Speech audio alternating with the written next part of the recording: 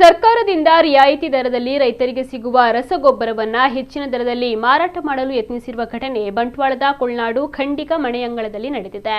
ಈ ಬಗ್ಗೆ ಮಾಹಿತಿ ಪಡೆದ ವಿಟ್ಲ ಪೊಲೀಸ್ ನಿರೀಕ್ಷಕ ಪ್ರಕಾಶ್ ದೇವಾಡಿಗ ನೇತೃತ್ವದ ತಂಡ ದಾಳಿಯನ್ನು ನಡೆಸಿ ಲಾರಿ ಸಹಿತ 45 ಕೆಜಿ ತೂಕದ ಸುಮಾರು 500 ಚೀಲ ರಸಗೊಬ್ಬರವನ್ನ ವಶಕ್ಕೆ ಪಡೆದುಕೊಂಡಿದ್ದಾರೆ. ಅಲ್ಲದೆ ಇದನ್ನ ಕಾರ್ಖಾನೆಗಳಿಗೆ ಮಾರುವ ದಂಧೆ ಎಂದು ಹೇಳಲಾಗ್ತಾ ಇದೆ. ಇತ್ತ ಆರೋಪಿಗಳು ಕೂಡ ತಲೆಮರೆಸಿಕೊಂಡಿದ್ದಾರೆ. ಸದ್ಯ ಈ ಬಗ್ಗೆ ಪ್ರಕರಣವನ್ನು ದಾಖಲಿಸಿಕೊಂಡ ಪೊಲೀಸರು ತನಿಖೆಯನ್ನು ಮುಂದುವರಿಸಿದ್ದಾರೆ.